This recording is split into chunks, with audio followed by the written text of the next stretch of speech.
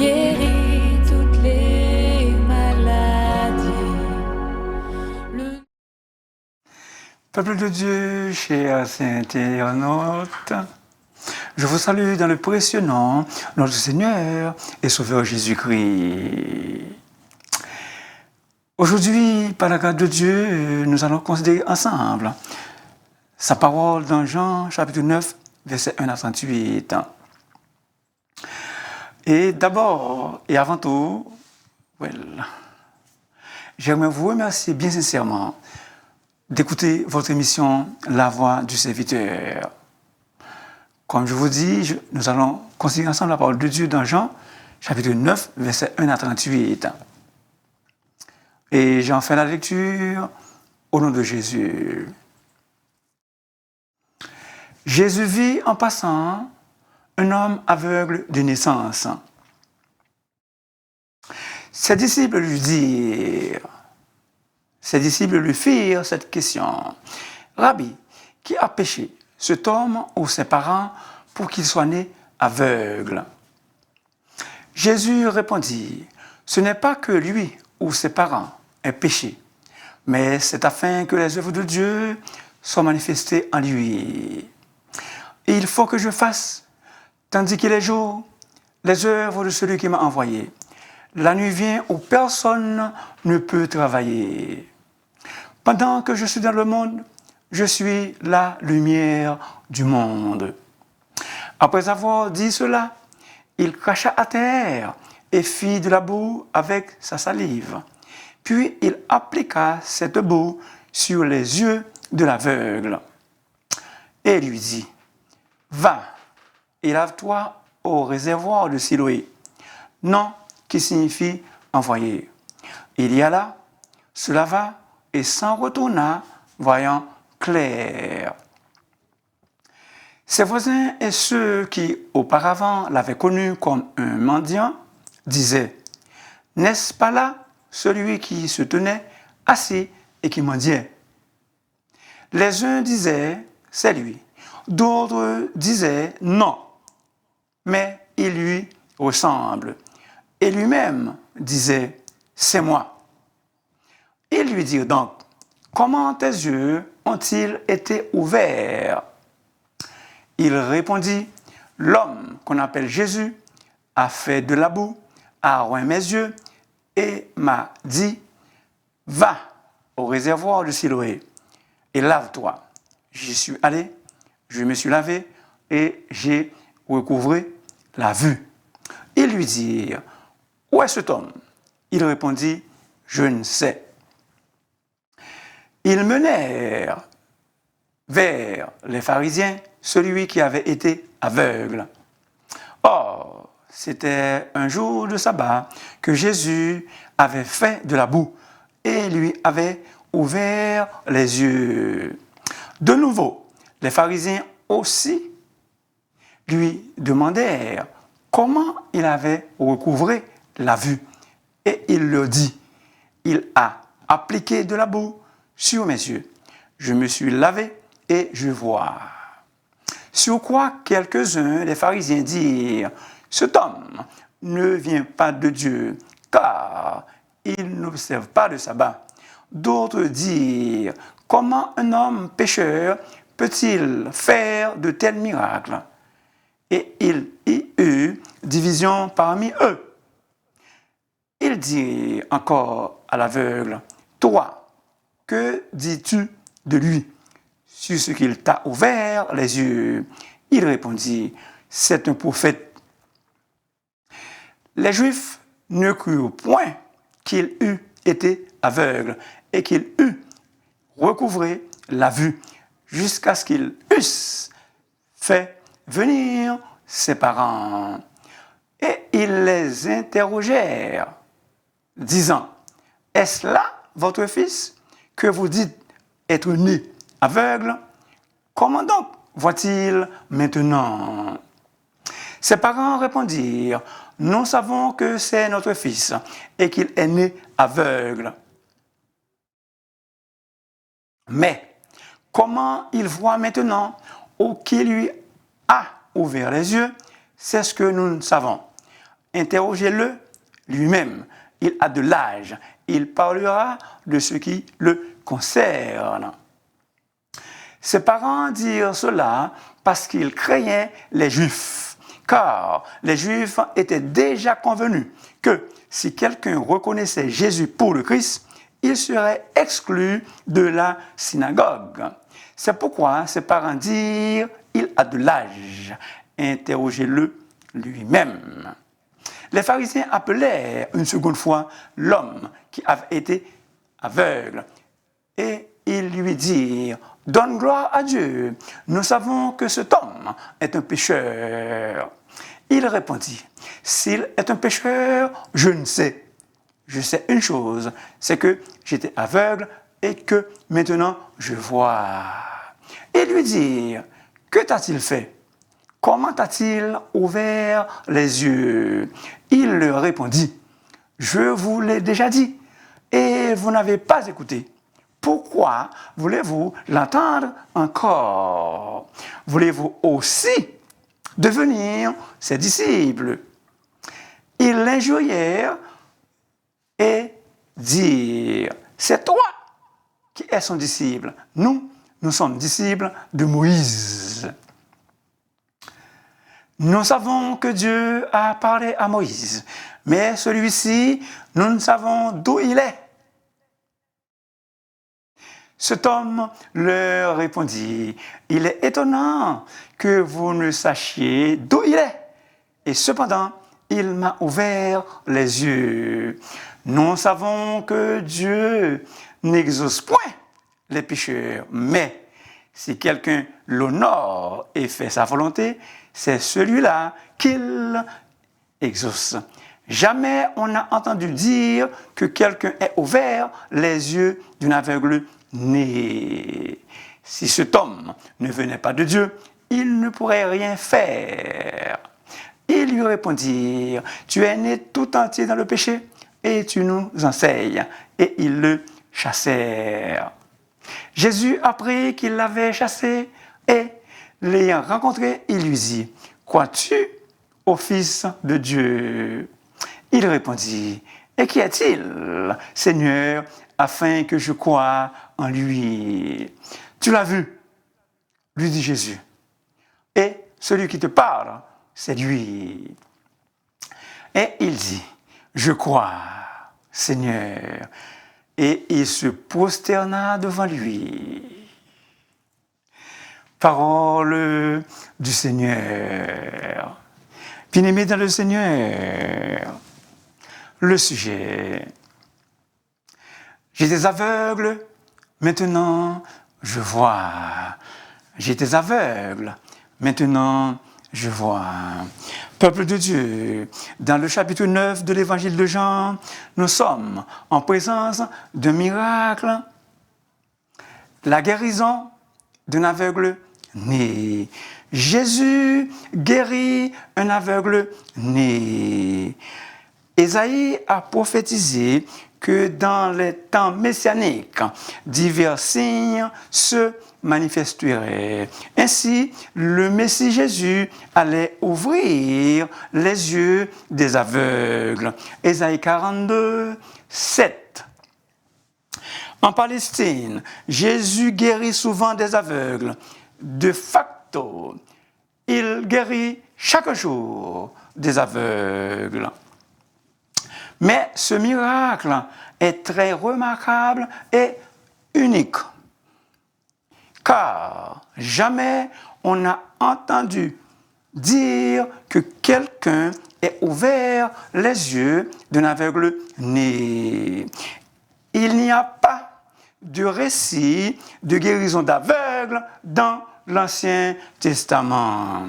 Depuis que le monde est monde, jamais on n'a entendu dire que quelqu'un ait rendu la vue à un aveugle de naissance. Ça, c'est du jamais entendu. Ça, c'est du jamais vu. Ce miracle était aussi très impressionnant et avait pour but de manifester la puissance de Dieu, de montrer la puissance illuminatrice et éclairée de Jésus, non seulement dans le domaine physique, mais aussi dans le domaine spirituel. En vérité, bien-aimés, Jésus est venu pour éclairer ceux qui vivent dans les ténèbres. 3 points. Le premier, Jésus guérit un aveugle de naissance. Jésus guérit un aveugle de naissance. Versets 1 à 12. Jésus vit. Peuple de Dieu, chers internautes, Jésus vit. J'ai une bonne nouvelle pour vous. J'ai une bonne nouvelle pour vous. Dans vos problèmes, dans vos troubles, même si personne ne vous voit, mais Jésus, lui, il vous voit. Même si Lionel, votre serviteur, ne vous voit pas, ce n'est pas grave. Ce qui importe, l'important, c'est que Jésus, votre Sauveur, vous voit. Il est dans votre intérêt, il est dans votre avantage que c'est Jésus qui vous voit, car il vous regarde avec des yeux de compassion, avec des yeux de miséricorde, des yeux de grâce et avec des yeux de miracle. Si je vous vois, je vais vous critiquer, mais si Jésus vous voit, il va vous guérir, il va opérer un miracle extraordinaire pour vous. L'homme dans notre péricope avait besoin d'une aide. C'est seulement Jésus qui pouvait lui en donner. Personne d'autre. Est-ce que vous êtes là, peuple de Dieu? Est-ce que vous êtes là, chers internautes? En Jésus, il y a ce que le monde ne peut pas donner. En Jésus, il y a ce que le commun des mortels ne peut absolument pas donner. Aveugle de naissance, cela attire notre attention, cela polarise notre attention sur le caractère irrémédiable de la situation grave de l'homme. Les disciples amenèrent une question d'ordre théologique sur le tapis. Rabbi, qui a péché? Cet homme ou ses parents pour qu'il soit né aveugle? Jésus indiqua que ces deux idées étaient fausses. Il répondit, cela n'a pas de rapport avec son péché ni avec celui de ses parents. La cécité de cet homme n'était pas causée par un péché particulier, mais c'est afin que les œuvres de Dieu soient manifestées en lui. Les Juifs ainsi que les disciples pensaient qu'une maladie comme la cécité était un châtiment infligé à cause d'un péché spécifique. Une erreur très grave, une erreur monumentale. Il faut que je fasse, tandis que les jours, les œuvres de celui qui m'a envoyé. La nuit vient où personne ne peut travailler. Bien-aimés dans le Seigneur, la nuit désigne ici la mort corporelle. La nuit désire ici la mort corporelle. Elle frappe tous les hommes, une fois morts. Nous ne sommes plus en mesure d'accomplir quoi que ce soit. Rappelons-nous, bien-aimés dans le Seigneur, que nous serons jugés en fonction de ce que nous aurons accompli durant notre vie pendant qu'il faisait jour. 2 Corinthiens 5, 10. Pour Jésus, la nuit est la mort imminente qu'il va subir à la croix pour le monde entier. Jésus, il n'avait pas de temps à perdre. Et donc, il a fallu qu'il passe à l'action. Son ministère public sera bientôt terminé. Ainsi, chaque moment devrait être utilisé pour pour le travail de Dieu. La nuit vient. Cette image donne une impression d'urgence. Bien-aimés dans le Seigneur, il y a urgence à accomplir l'œuvre de Dieu. En d'autres mots, cette image nous invite à saisir toutes les occasions qui se présentent devant nous pour accomplir les œuvres de Dieu. La vie est courte. Nous n'avons pas de temps à perdre. Les occasions viennent et passent rapidement. L'occasion de faire une bonne œuvre peut se présenter aujourd'hui et ne pas se renouveler demain. Une bonne œuvre repoussée à plus tard peut être une œuvre jamais accomplie. Il ne faut pas envoyer à demain ce qu'on peut faire aujourd'hui. La nuit vient où nous ne pourrions rien réaliser pour Dieu. C'est maintenant qu'il nous faut le servir avec zèle, c'est-à-dire passer à l'action dans un ministère. L'image, la nuit vient, nous rappelle que le temps n'est pas illimité et qu'il ne faut pas tarder à effectuer la volonté de notre Dieu. Frères et sœurs bien-aimés, il faut que nous fassions les œuvres de Jésus qui nous a sauvés par sa grâce. Il nous faut que je fasse les œuvres. Il nous faut que je fasse les œuvres. Emas Dei egazestai. Emas, nous. Dei, il faut. Jésus nous invite, vous et moi, à travailler avec lui. Jésus nous invite, vous et moi, à coopérer avec lui. Pendant que je suis dans le monde, je suis la lumière du monde. Un verset parallèle, un verset similaire.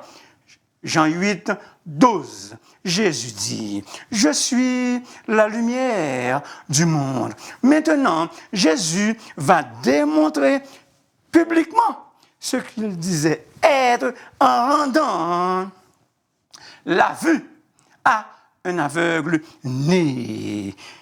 Jésus a pris l'initiative de la guérison. Qu'est-ce qu'il a fait? Il fit de la boue. Soulignons d'abord que l'homme fut créé à partir de cette même substance, à savoir la terre. Celui qui a créé l'homme avec poussière va guérir l'homme avec cette même poussière. Hello, peuple de Dieu. Hello, chers internautes. Jésus, le spécialiste en ophtalmologie. Donc, ophtalmologue par excellence, a pétri de la boue et a appliqué la médecine. Opération à la fine pointe, opération au laser. Aucune anesthésie, l'homme ne ressentait aucune douleur, aucun mal. Il avait seulement la foi et l'obéissance aveugle en Jésus. Jésus a pris l'initiative, mais il exige l'obéissance à un ordre apparemment dérisoire. Va, élève-toi au réservoir de Siloé. Siloé veut dire envoyé. Siloé veut dire envoyé. C'est une translittération de l'hébreu siloa, dérivé du verbe sala, qui signifie envoyé. Ainsi, Siloa, ça l'a envoyé. Par la foi, bien-aimés dans le Seigneur, nous sommes des Israélites. Par la foi, nous sommes des Hébreux. Et donc, quand Jésus nous envoie, il faut aller par la foi. Il est intéressant de mentionner que l'homme fut envoyé à Siloé. Jésus est celui qui a été envoyé par le Père dans le monde. Jésus, il est l'envoyé par excellence, l'envoyé suprême, l'envoyé spécial pour nous délivrer de nos problèmes et nous guérir de toutes nos maladies. Amen, oui. Quand une catastrophe, quand un cataclysme s'abat dans un endroit, exemple, un feu de forêt, un tremblement de terre, qu'est-ce qu'on fait? On dépêche des envoyés spéciaux. Jésus est l'envoyé spécial pour nous secourir dans tous les dangers. L'homme s'en alla et s'en retourna, voyant clair. L'obéissance aveugle de l'homme. Il obéit sans avoir vu Jésus. Il obéit seulement à la parole de Jésus, sans voir Jésus. Et qu'est-ce qui s'était arrivé?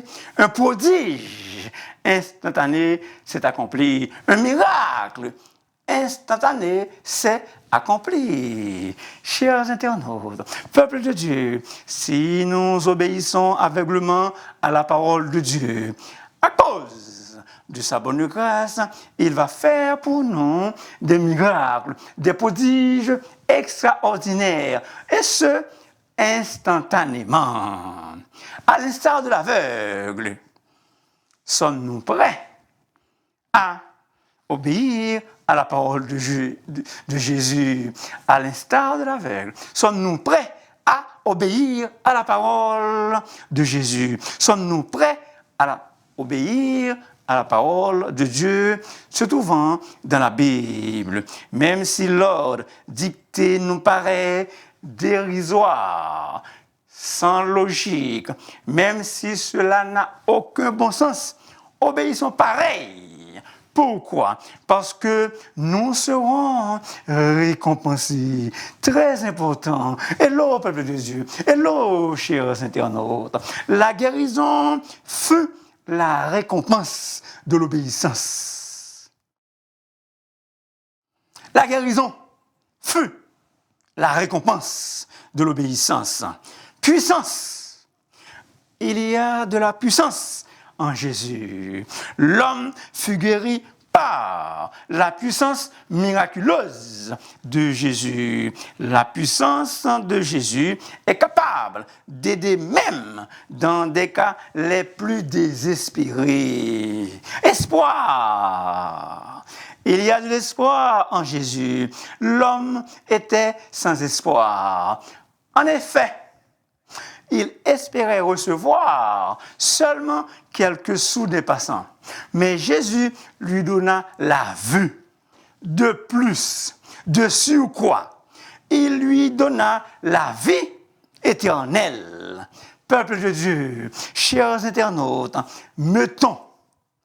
plaçons toute notre confiance en Jésus. Il envoya l'homme à Siloé. Ce délai imposé sur l'homme était pour tester sa foi. Ses yeux sont ouverts. Cela change naturellement son apparence. La réaction des voisins. Ils étaient intrigués par le changement de l'apparence de l'homme. Ils voyaient une nette différence en lui. Bien-aimés dans le Seigneur, il devrait en être ainsi pour nous quand nous sommes convertis. Nos voisins devraient voir une différence impeccable en nous. Deuxième point. Les pharisiens interrogent l'ex-aveugle, versets 13 à 34. L'homme faisait un compte-rendu de sa situation. Au lieu de se réjouir pour lui qui était guéri, les pharisiens, ils disaient que Jésus ne vient pas de Dieu, car il n'observe pas le sabbat.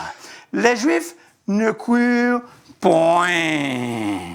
Ces pharisiens ne pouvaient pas toujours croire que cet homme fut guéri. Alors, qu'est-ce qu'ils ont fait? Ils menèrent une enquête. Ils faisaient venir les parents de l'homme parce que eux seuls pouvaient dire la vérité. Les voisins peuvent se tromper, mais les parents, non. Les versets 18 à 23 mettent en relief l'entêtement et l'incrédulité des pharisiens. Non seulement ils refusaient l'affirmation de l'ex-aveugle, mais aussi la puissance de guérison de Jésus. Ainsi, ils exigeaient le témoignage des parents. Volontairement, les pharisiens, ils étaient endurcis et incrédules. Une incrédulité invétérée. Il a de l'âge. Les parents craignaient de dire quoi que ce soit de positif sur Jésus. Les parents craignaient de dire quoi que ce soit de positif sur Jésus. Il a de l'âge. Pourquoi disait-il cela? Pour ne pas être excommunié, pour ne pas être exclu de la synagogue et de fait perdu leur droit d'être juifs. Écoutez, bien-aimés, écoutez, après l'âge de 13 ans, un garçon juif était considéré comme responsable lui-même de sa conduite et du respect de la loi. Donne gloire à Dieu. Attribue plutôt ta guérison à Dieu et non à un pécheur.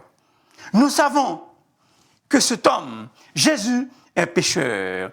Réponse. L'homme se moquait de ce que les pharisiens pensaient. S'il est un pécheur ou non, je ne sais. Mais il y a une chose que je sache. C'est que j'étais aveugle. Maintenant, je vois. Il ne voulait pas savoir si Jésus est un pécheur ou non. Ce n'est pas son problème.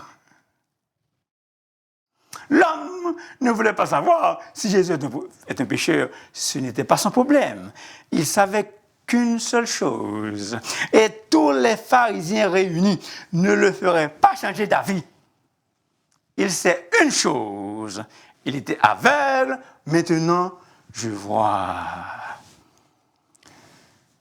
Cet individu ne respecte pas le sabbat. Pourtant, Jésus est maître même du sabbat. De toute évidence, les pharisiens n'avaient qu'une seule intention, de faire reconnaître à l'homme guéri que Jésus est un pécheur. Mais, très important, mais il défendait Jésus parfaitement. Il prenait parti pour Jésus. Bien-aimés dans le Seigneur, partout où nous nous trouvons, quand on se moque de Jésus, est-ce que nous lui défendons? Est-ce que nous prenons parti pour Jésus? Troisième point, l'aveugle spirituel des pharisiens, versets 34 à 35. Ils le chassèrent. Frères et sœurs et amis, écoutez bien s'il vous plaît. L'ex-aveugle a perdu sa place dans la synagogue. Mais ce jour-là, il a gagné plus de ce qu'il a perdu. Il a trouvé Jésus. Ainsi donc, il a trouvé la vie éternelle. Il a reçu la vue physique et spirituelle. Mon cher ami, as-tu trouvé Jésus? L'ex-aveugle a perdu sa place dans la synagogue, mais il en a une meilleure dans le ciel, parce que Jésus qui lui a guéri est en train de préparer une place pour lui. Crois-tu au Fils de Dieu? Jésus a pris encore l'initiative. Pour terminer, voyons comment l'aveugle guéri a progressé dans sa compréhension de la personne du Christ.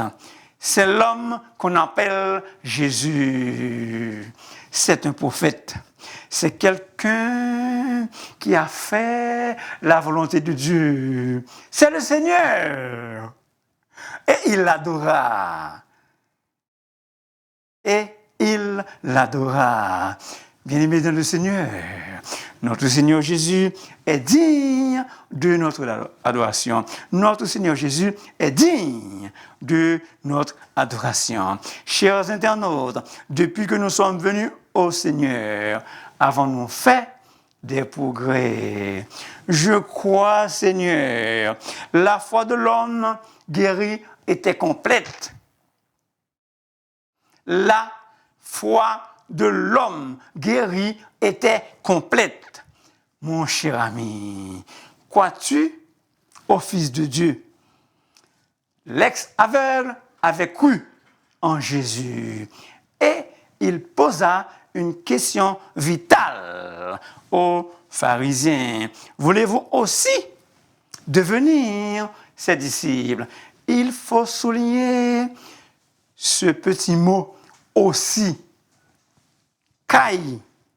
Il laisse entendre que l'homme était devenu disciple de Jésus. Mon cher ami, veux-tu devenir disciple de Jésus?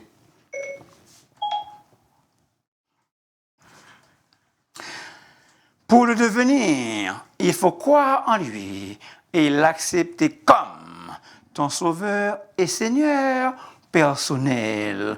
Merci beaucoup de m'avoir écouté. S'il vous plaît, n'oubliez pas de vous abonner, de liker et de partager votre émission à vos proches. Et si vous voulez me parler, vous pouvez m'appeler dans le 514-571-2496. S'il vous plaît, bien-aimés dans le Seigneur, appelez-moi. J'attends impatiemment votre appel.